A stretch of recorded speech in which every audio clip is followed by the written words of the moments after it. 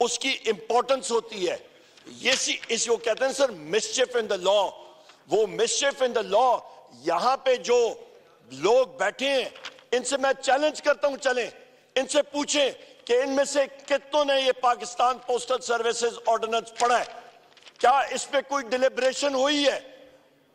مجھے بتا دیں سر, میں اوپن چیلنج اور آن اوتھ حلف لے کے, یہ اوپر حلف ہے, اللہ تعالیٰ کے نام لکھے ہوئے, سر مجھے آن اوتھ بتا دیں کسی نے یہ پڑھا ہو. میں نے نہیں پڑھا سر, ہمیں تو یہاں پہ یہ دیا گیا ہے. نمبر 1 یہاں پہ سر اس پہ آپ سیکشن 5 کو پڑھیں, substitution of section 28 ordinance of 2002. اس کا 28 میں ڈائریکٹ پوائنٹ پہ جاتا ہوں, ریموول آف ڈیفیکلٹیز, مسچف ان دا لا, جو کہ آپ سمجھیں کہ ٹریپ ڈور اپنے آپ کو بچانے کے لیے, اپنے لیے آسانیاں کیا, اپنے لیے خانچے بنانے کے لیے. یہاں پہ آپ پڑھیں سر, as may appear to be necessary for the purpose of removing the difficulty. as may be necessary کیا چیزیں ہوں گی, وہ ڈیفیکلٹی کون تعین کرے گا؟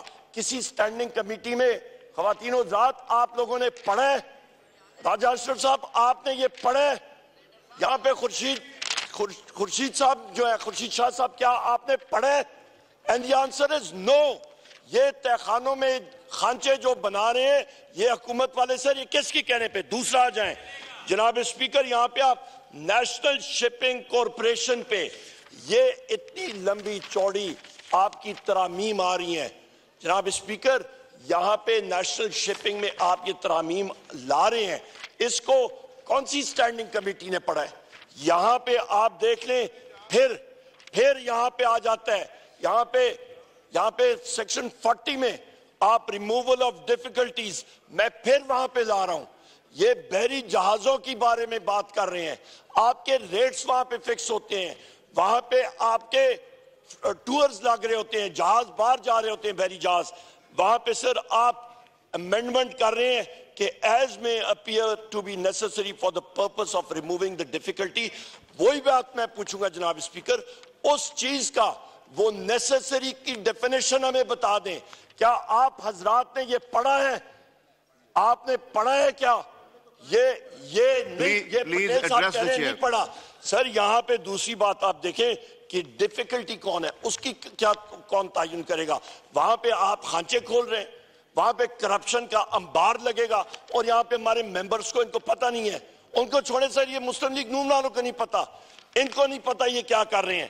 آگے آ جائیں جناب اسپیکر, آپ یہاں پہ ماشاءاللہ آپ کا نیشنل ہائی وے اتھارٹی کا سر یہ دیکھیں, اس پہ کیا کچھ نہیں ہو رہا. روڈز بنتی ہیں, نیشنل ہائی ویز بنتے ہیں, اس پہ یہ سارے کے سارے امینڈمنٹس. جناب اسپیکر آپ نے تو ہمیں ٹائم ہی نہیں دیا اس کا پڑھنے کے لیے. یہ قانون ہمارے پاس ماہرین قانون بیٹھے ہیں, ان کو ٹائم نہیں ملا اس کا ایکٹ, اس کے آرڈیننسز, اس کا سٹڈی کرنا, اس کا فائنینشل امپیکٹ کیا کرنا. آپ اپنے ٹھیکیدار کو اگین یہ بات, جس وقت میں ابھی اس کو چیک کر رہا ہوں سر, بار بار ایک چیز آ رہی ہے, یہاں پہ بھی آپ کا پاکستان نیشنل شپنگ کارپوریشن میں removal of difficulty, postal services میں یہاں پہ یہ آپ دیکھ لیں جناب speaker, page number 9, removal of difficulties. Again as may appear to be necessary for the purpose of removing the difficulty. as may be necessary کا تعین کس نے کیا؟ ان مشکلات کا, ڈیفیکلٹی کا تعین کون کرے گا؟ ہمیں بتا دیا جائے. ریٹ آگے یہ اپنے من پسند کانٹریکٹرز کو دے رہے ہیں, پیچھے ملک کا دیوالیہ ہو جائے گا, اربوں روپے کے پہلے ہم لوگ قرضوئی ہیں, اوپر یہ ماشاءاللہ اپنی جیبیں فل کر دیں, پیچھے رہے گا کیا؟ پہلے بھی ہوتا جا جائے, ابھی بھی. پھر آگے آ جائیں جناب اسپیکر آپ, amendment for the privatization commission ordinance. Sir ہمیں کیا معلوم, پرائیویٹائزیشن کمیشن میں ملک کے اثاثے state owned enterprises privatization commission کے ذریعے بیچے جاتے ہیں. ایک لفظ اربوں خربوں کی ویلیو ہے وہاں پہ جناب اسپیکر. یہاں پہ یہ بات آ رہا ہے, اپیلیٹ ٹرائیبیونل کی بارے میں آ رہے ہیں, یہاں پہ آپ آ رہے ہیں جناب statement of objectives and reasons. اس پہ ہمیں کیا معلوم, ہمیں اپریز کرنے کا ٹائم نہیں ملا. یہاں پہ آپ کرنے جا رہے ہیں پرائیویٹائزیشن, کس کا امپیکٹ؟ یہ نوید قمر صاحب رہ چکے ہیں پرائیویٹائزیشن منسٹر, ان سے پوچھیں इनसे पूछे इसका इम्पैक्ट क्या होता है, क्या ये इसके साथ will Naveed Qamar साहब be able to stand behind these amendments? क्या ये इसको सपोर्ट कर सकेंगे? क्या ये बाकी साथी इसको सपोर्ट कर सकेंगे? सर इसका इम्पैक्ट फाइनेंशियल है, मैं जवाब लेता हूं इनसे, आप फिक्र ना करें, अरबों का नहीं है, खरबों का है। यहाँ पे सर मैंने जिस वक्त आपने मेरा माइक ऑन नहीं किया था, मैंने आपसे गुजारिश की थी आप कि पॉइंट ऑफ ऑर्डर पे तकरीर कर लेते हैं, पॉइंट ऑफ ऑर्डर की डेफिनेशन यहाँ से पढ़ लीजिए जी। मेरा सर मैं वाइंड अप करता हूं। सर मैंने आपसे रिक्वेस्ट की थी तस्वीर ले लें जो लोग इन ऑर्डिनेंस को सपोर्ट कर रहे हैं, क्योंकि ये ऑर्डिनेंसेस पाकिस्तान को बेचने के लिए हैं।